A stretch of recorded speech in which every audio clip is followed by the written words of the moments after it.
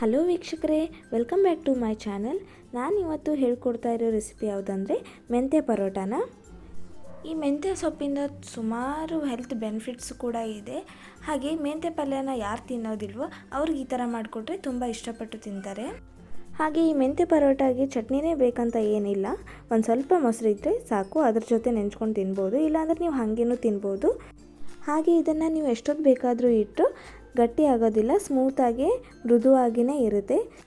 Daily ನಿಮಗೆ ಚಪಾತಿ ತಿಂದು ಬೇಜಾರಾಗಿದೆ ಅಂದರೆ ನೀವು ಈ ರೆಸಿಪಿನ ಟ್ರೈ ಮಾಡ್ಬೋದು ಒಂದ್ಸತಿ. ನೋಡಿ, ತುಂಬ ಚೆನ್ನಾಗಿರುತ್ತೆ. ಹಾಗಾದರೆ ಬನ್ನಿ ಯಾವ ಥರ ಮಾಡೋದು ಅಂತ ನೋಡೋಣ. ನಾನಿಲ್ಲಿ 1 ಕಪ್ ಮೆಂತ್ಯ ಸೊಪ್ಪನ್ನ ಚೆನ್ನಾಗಿ ತೊಳೆದ್ಬಿಟ್ಟು ಚಿಕ್ಕ ಚಿಕ್ಕದಾಗಿ ಕಟ್ ಮಾಡಿ ಇಟ್ಕೊಂಡು ಅದನ್ನು ಹಾಕ್ಕೊಳ್ತಿದ್ದೀನಿ. ಅದೇ ಕಪ್ ಮೆಜರ್ಮೆಂಟಲ್ಲೇ 1 ಕಪ್ಪಷ್ಟು ಗೋಧಿ ಹಿಟ್ಟನ್ನ ಹಾಕ್ಕೊಳ್ತಿದ್ದೀನಿ. ರುಚಿಗೆ ತಕ್ಕಷ್ಟು ಉಪ್ಪು, ಅರ್ಧ ಚಮಚ ಅರಿಶಿನ, ಅರ್ಧ ಚಮಚ ಅಜ್ವೈನ,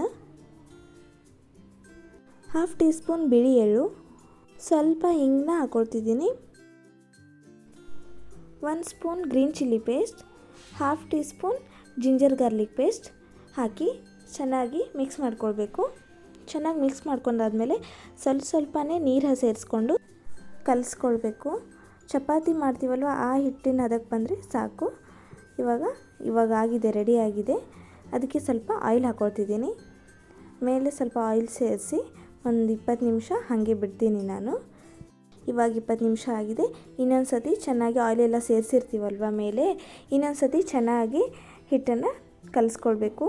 ಈ ಥರ ನಾನು ಮಾಡ್ತಿದ್ದೀನಲ್ವ, ಆ ಥರ ಮಾಡಿದರೆ ಹಿಟ್ಟು ಚೆನ್ನಾಗಿ ಆಯಿಲ್ ಜೊತೆ ಹೊಂದ್ಕೊಳ್ಳುತ್ತೆ. ಹಾಗೆ ಪರೋಟಾನು ತುಂಬ ಸ್ಮೂತಾಗಿ ಚೆನ್ನಾಗಿ ಬರುತ್ತೆ. ಆಮೇಲೆ ಈ ಚಿಕ್ಕ ಚಿಕ್ಕದಾಗಿ ಈ ಉಂಡೆಗಳ ಥರ ಮಾಡ್ಕೊಳ್ಬೇಕು.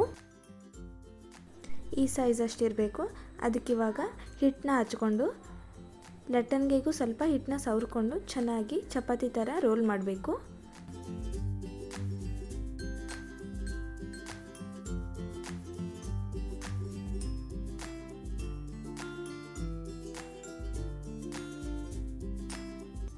ಇವಾಗ ಆಗಿದೆ. ಇದಕ್ಕೆ ಮೇಲೆ ಸ್ವಲ್ಪ ಎಣ್ಣೆನ ಅಪ್ಲೈ ಮಾಡಿಕೊಂಡು ತವಾನ ಬಿಸಿ ಮಾಡೋಕ್ಕಿಟ್ಟಿದೆ. ತವಾನು ಬಿಸಿ ಆಗಿದೆ. ಈ ಮಾಡ್ಕೊಂಡಿಟ್ಟಿರೋ ಚಪಾತಿನ ಹಾಕ್ಕೊಳ್ತಿದ್ದೀನಿ. ಮೇಲೆ ಸ್ವಲ್ಪ ಎಣ್ಣೆ ಹಚ್ಚಿ ಚೆನ್ನಾಗಿ ಬೇಯಿಸ್ಕೊಳ್ಬೇಕು.